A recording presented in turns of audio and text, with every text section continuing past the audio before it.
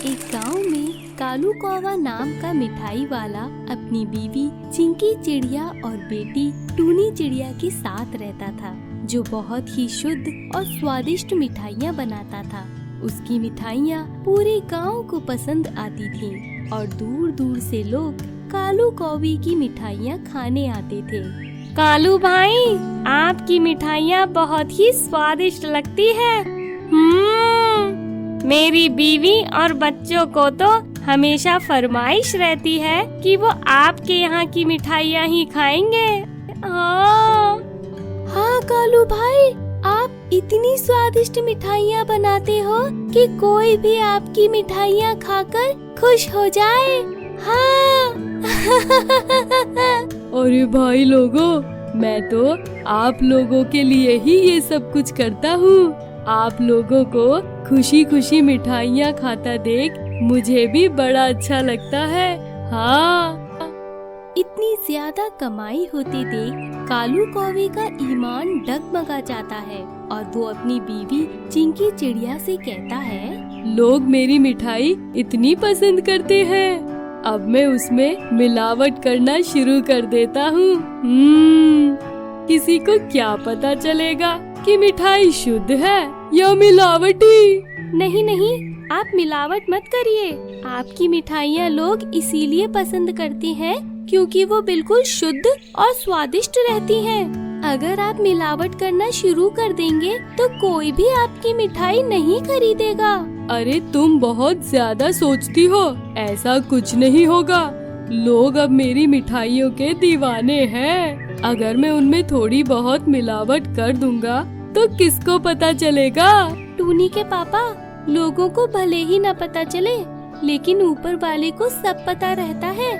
वो आपको मिलावट करने के लिए माफ नहीं करेगा। चिंकी अपने पति कालू को समझाकर चली जाती है, लेकिन उसे कुछ भी समझ में नहीं आता और वो अगले दिन से ही अपनी मिठाइयों में मिलावट करनी शुरू कर देता है। लेकिन कालू की मिलावट ज्यादा नहीं होती, इसीलिए लोग समझ नहीं पाते, जिसकी वजह से कालू लगातार अमीर बनता जा रहा था। एक दिन कालू अपनी बीवी और बच्ची के लिए तोहफा लाता है। देखो टूनी, मैं तुम्हारे लिए कितनी प्यारी गुड़िया लाया हूँ, बिल्कुल तुम्हारी तरह। पापा, गुड़िया तो बहुत प्यारी है। आप दुनिया के सबसे अच्छे पापा हो और बहुत ही अच्छे मिठाई वाले भी। आपको पता है, मेरे दोस्त आपकी मिठाइयों की बड़ी तारीफ करते हैं। बेटा, अपने पापा को चने के झाड़ पर मत चढ़ाओ, क्योंकि अब इनकी मिठाइयों में वो बात नहीं रह गई है। तुम क्या बच्ची को उल्टी सीधी पट्टी पढ़ा रही हो? ये मत भूलो कि उन्हीं मिठाइयों को बेचकर मैं तुम्हें और तुम्हारी बेटियों को इतनी सुख सुविधाएं देता हूँ, और आज मैं तुम्हारे लिए भी तोहफा लाया हूँ। ये लो, हीरे का हार। टूनी के पापा, मिलावट के पैसों से खरीदा गया हीरे का हार मेरे लिए मिट्टी के बराबर है। वहाँ आपकी मिठाइयाँ खाकर लोग बीमार पड़ रहे हैं और आप यहाँ खुशियाँ मना रहे हैं। सच में तुम जिंदगी भर गवार की गवार ही रहोगी। अपने घर की खुशियाँ छोड़कर तुम दूसरों की चिंता क्यों कर रही हो? जाओ जाओ, मेरे लिए खाना बनाओ। तुम्हारी बातें सुनकर मेरा पेट नहीं भरेगा। देखिएगा टूनी के पापा, एक दिन आपका यही लालच आपको बहुत भारी पड़ेगा, कह देती हूँ। चिंकी चिड़िया अपने पति से नाराज होकर खाना बनाने चली जाती है। अगले दिन जब कालू कौवा अपनी दुकान पर मिठाइयाँ बेच रहा होता है, तभी एक ग्राहक आता है। कालू कौवे, तुम्हारी मिठाइयों में क्या था जिसे खाकर मेरा बेटा बीमार पड़ गया और अभी तक बिस्तर से उठा भी नहीं? कल रात से ही उल्टियाँ कर रहा है। अरे अरे, तुम्हारा बेटा बीमार पड़ जाए तो इसमें मेरी मिठाई का क्या कसूर है? आज तक भला मेरी मिठाई खाकर किसी को कुछ हुआ था जो अब होगा? जाओ जाओ, झूठ कहीं और बोलना। धंधे का समय है, खराब मत करो। कालू कौवा उस ग्राहक से लड़ाई कर ही रहा था, तभी एक और ग्राहक आता है। कालू कौवा, तुमने अपनी मिठाइयों में क्या मिला रखा है? मेरा पूरा घर बीमार पड़ गया, सबको अस्पताल में जाना पड़ा और ये सब कुछ तुम्हारी मिठाइयों की वजह से हुआ है। अरे अरे अरे, तुम लोग पागल तो नहीं हो गए हो? मेरी मिठाइयाँ बिल्कुल शुद्ध रहती हैं। तुम्हारे घर वालों ने कुछ और खा लिया होगा, वरना आज तक तो कभी किसी की शिकायत नहीं आई। हाँ हाँ, क्योंकि आज से पहले तुमने कभी मिलावट नहीं की, लेकिन अब तुम मिलावटी सामान बेचने लगे हो। सुधर जाओ वरना अच्छा नहीं होगा। इतना कुछ हो जाने के बावजूद कालू कौवा मिलावट करना नहीं छोड़ता है, जिसकी वजह से लोग कालू मिठाई वाले के खिलाफ शिकायत कर देते हैं। जांच के लिए इंक्वायरी ऑफिसर राजू तोता बड़े जमींदार का भेष बदलकर कालू कौवा की दुकान में पहुंचता है।